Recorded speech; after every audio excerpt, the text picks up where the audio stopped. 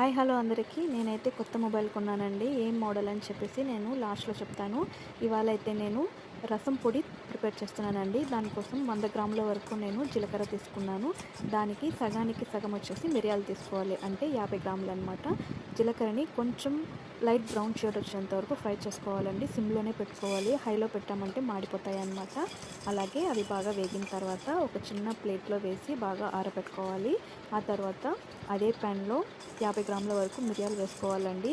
దీన్ని కూడా సిమ్లోనే వేయించుకోవాలి, ఎందుకంటే ఇది వేగేటప్పుడు మంచి స్మెల్ వస్తుంది.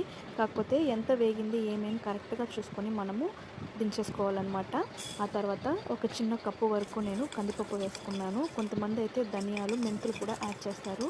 మా ఇంట్లో అది వేస్తే రసం అనేది సరిగ్గా తినరనమాట ఎవరు, అందుకని నేను వేయడం లేదు. ఒకవేళ మీకు ధనియాల ఫ్లేవరు, మెంతుల ఫ్లేవరు ఇష్టమైతే మీరు తప్పకుండా యాడ్ చేసుకోండి, టేస్ట్ ఇంకా బాగుంటుందన్నమాట. ఇవన్నీ వేగిన తర్వాత నేను ఒక 10 వరకు ఎండుమిర్చి తీసుకున్నాను. తొనమలతో సహా అలాగే వేసేయండి. అది బాగా ఫ్రై అయిన తర్వాత కొంచెం క్రిస్పీగా అవుతుంది చల్లారాక. ఆ తర్వాత ఒక పిడికెడు వరకు నేను కరివేపాకు వేసుకుంటున్నాను. అది కూడా వేసి కొంచెం బాగా ఫ్రై చేసుకున్న తర్వాత అది కూడా అందులో వేసుకొని బాగా చల్లార పెట్టుకోవాలన్నమాట.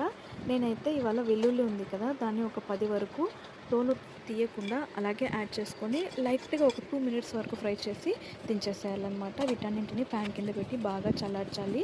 వేడిగా ఉండేటప్పుడు వేసామంటే మనకు పౌడర్ అనేది సరిగ్గా రాదనమాట. సో ఇవన్నీ బాగా చల్లారిన తర్వాత నేను మిక్సీలో వేసి పౌడర్ లాగా చేస్తున్నాను.